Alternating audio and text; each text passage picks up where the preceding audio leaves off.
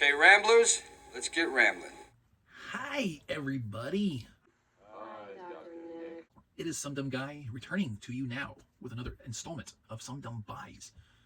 We're here to celebrate the buying, the owning, and ultimately the watching of physical media because we like to collect and have for our viewing pleasure, our fingertips, our convenience, where no streaming service can take it away from us, can edit it, can manipulate, can price increase. There goes a running kitty. We got a little bit of treat. It ain't too much, it ain't too big, but there's going to be more to come. So for this installment, we're going to start off with my first purchase from Half Price Books since I vowed I'd never do it again after my little run-in with them some time ago. I used to love them and now I hate them.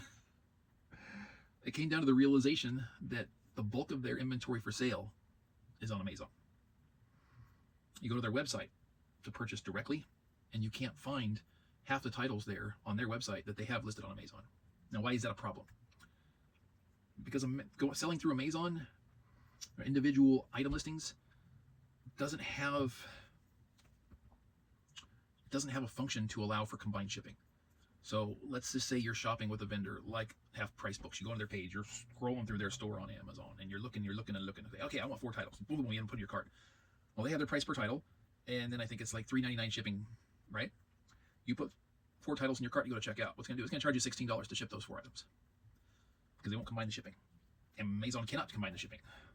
But Half Price Books won't put their product on their website simultaneously.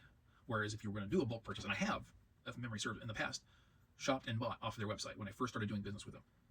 There's some kind of combined shipping rate calculator there. However, whatever their rate is, whatever their calculations are, you're not paying $4 a pop, which just completely eventually negates wanting to do business with them. It's Half Price Books or movies, whatever, right? It's not. Sugar's being nutty. You know, you get to a certain point where you've accumulated so much shipping. Now you're paying more total for a collection of new movie or used movies than you would be just to go buy them new, assuming they're available. So I had reached out to them once upon a time. Hey, how come you don't offer combined shipping? Well, we can't. Not on Amazon. Okay, well then why don't you sell your inventory on your actual website, which is what it's supposed to be for? No response. So I made this one exception, long story long, because this is a hard to find title. And although I was kind of teetering on the fence, because like, okay, I can go to them and get it, or I can get it off someone on eBay for a little bit more.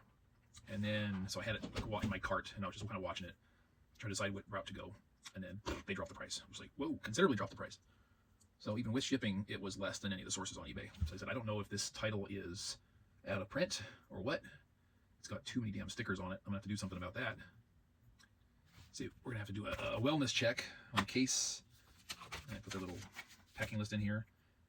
Case is, you know, it's a used case. It's not damaged. It's just got that well-loved look, right? The disc, it's smudgy, but otherwise scratch-free as far as I can tell. I don't see any issues there. That's always good. They flip them around so you can see the readable side when you open the case. This be not the original, but the, as far as I know, second adaptation of The Great Gatsby. It's Robert Redford and Mia Farrow. Seen this in high school. Read the novel years later. I was supposed to read it in high school. Did not. Funny thing about me is I rebelled against reading any of the high school or maybe middle school curriculum that I was supposed to. And then years later after graduation, pretty much voluntarily went and read everything that I was supposed to back then. Don't know why this is a hard title find. Don't know why it's so scarce. Don't know why the new 3rd edition, the Leonardo DiCaprio film, is so abundantly available both on Blu-ray and on 4K. Well, as this one, the best known of the 3, the quote-unquote classic, is scarce. Paramount, what are you doing? Don't give me a 4K on that one. I'm not going to keep it in print, make it available even in Blu-ray. If that's fine, you can do that. I don't mind. I would like to buy it new. Now, speaking of more controversy, this is my first Barnes & Noble purchase since my breakup with them a year and a half ago. I had like 2 or 3 hellish back-to-back experiences on a Criterion sale a year and a half ago through Barnes & Noble. So one, I don't buy Criterion through Barnes & Noble anymore. I go straight to Criterion on their 50% off sales. So I'm getting the same pricing, but supporting Criterion directly. So they get all the profits from my purchase instead of having to share it with Barnes & Noble.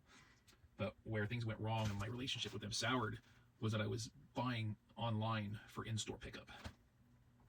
Don't do that. Don't do that.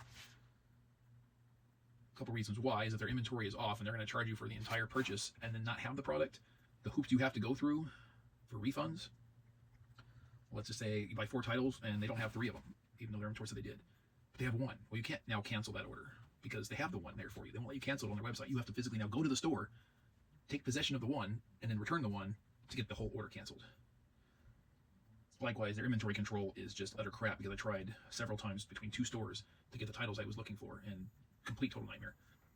I understand they have some kind of online reservation system too, where it's like instead of buying it online for in-store pickup, you can have them reserve it, hold it for you for a brief period of time, and then you go to the store and purchase it. But again, that's dependent on their inventory control. Shopping on their website and just having it shipped to you, that seems to work without any complications so far. So we're going to present what I got this time around. This is the first time I've partaken in, the second time I've partaken in a Barnes & Noble Arrow sale. The first time I bought 2 titles and I just walked into the store and browsed, and hey, there they are on a whim. 4K, no slipcover, upgrade from my Blu-ray. Fun, nostalgic, guilty pleasure-esque 1980s classic. We present. Yeah. Yo, Kelly. God, it's like a meter on a computer. Yep. So this is 1984, I think. 94 minutes, 97 minutes. Wait, has it got 2 versions of it? It says feature runtime 94/97 minutes. I need to do homework. Special edition, 4K restoration from the original negative, yada. The original theatrical version of the film, 94 minutes, plus a seamlessly branched extended version featuring 2 additional scenes. That'll be new to me. That might make the upgrade worthwhile just there, right by itself.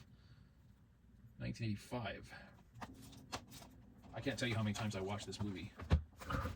Mid-late 80s on HBO or whatever cable it was being broadcasted on.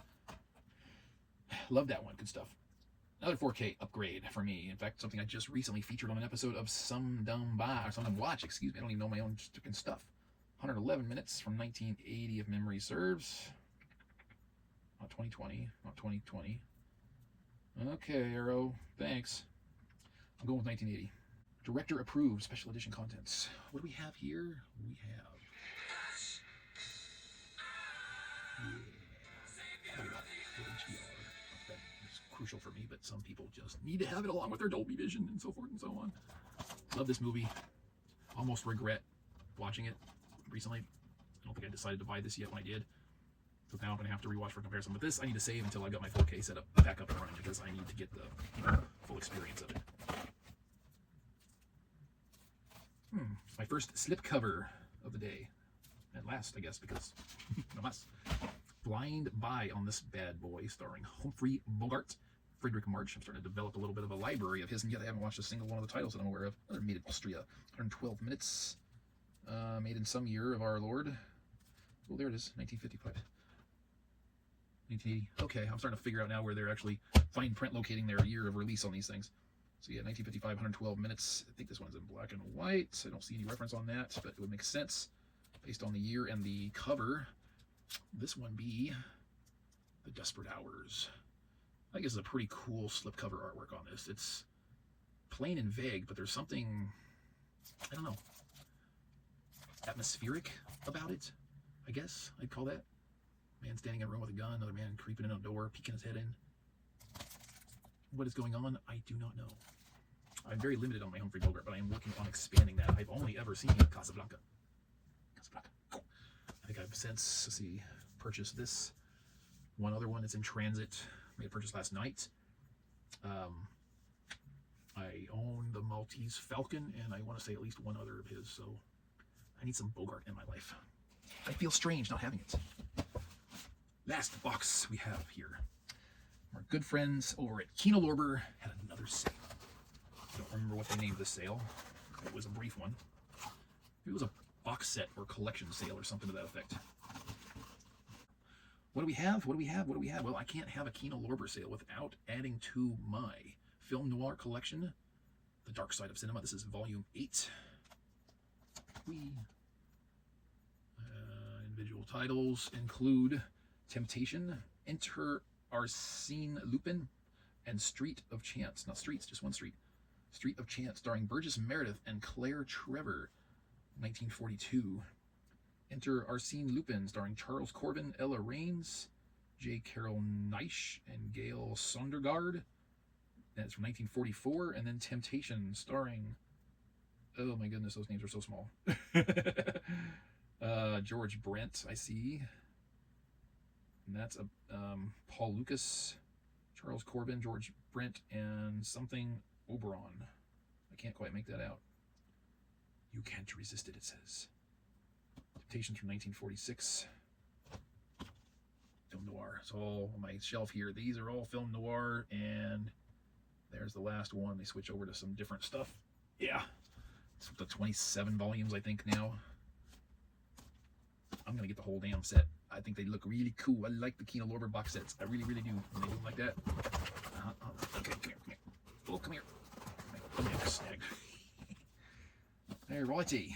And why not go for 2? Film noir. The Dark Side of Cinema collection. 9. So simple, so elegant, so consistent, except for collection number 1, because it's the only one that had 5 titles in it. We have Lady on a Train from 1945, starring Deanna Durbin. We have Tangier, 1946, starring Maria Montez. And then we have Take One, False Step from 1949, starring William Powell and Shelley Winters. Still, images look pretty good quality. I didn't look at the other one too closely. Not quite as nice, but pretty decent. If that's representative of anything, who knows? Oh yeah. I've been trying to get volume 6 because now I've got this somewhat consistent line, and I've got a gap because 6 has been elusive. So I've got 1, 2, 3, 4, 5, 7, 8, 9, and then we jump up to 19, 20, 24, 26. They don't always all go on sale at the same time, so we take advantage of sales as they pop up, and we want to make sure we grab them all before they even go out of print, because I think collection 1 went out of print fairly recently, but fortunately I started there, so it didn't impact me. All right, Last of the Mohicans. Definitely another box set. 1954 to 1956, 342 minutes total. This will be interesting. This is complete blindness once again, which was often the case with Kino Lorber. This is the Betty Page Teaserama plus varieties. Oh, that's great. That is great. No, nothing about Betty Page. Let's see. Burlesque Classics by Irving Claw. Teaserama plus varieties and Buxom Beauties. Beauty of Tempest Storm. Lily St. Cyr. Let's see. 4K restorations of varieties and Teaserama from the 16mm original camera negatives. Experience the golden age of burlesque in this titillating triple feature of 1950s grindhouse classics, newly restored from original negatives. Varieties, 1954. Teaserama from 1955. Buxom Beauties, 1956. So Tempest Storm is in the title. It's a person. Interesting. Okay. Why not? I just finished rearranging all this. I should have planned ahead a little bit better. Alphabetizing and stuff. Now I'm going to have to shift them all to get these guys in place. Fun times. It is what we do. It is the life of the collector, right? The constant shifting and shuffling and organization. Yeah. So that is it for this episode. What do you think of my pickups here? Have you purchased anything and added to your own library of physical media? Utilize that beautiful empty word box below and throw in your comments, your questions, your offerings. What did you do? What did you think? Until next time, thank you for watching. I'm going to make like a tree and get out of here. Alan.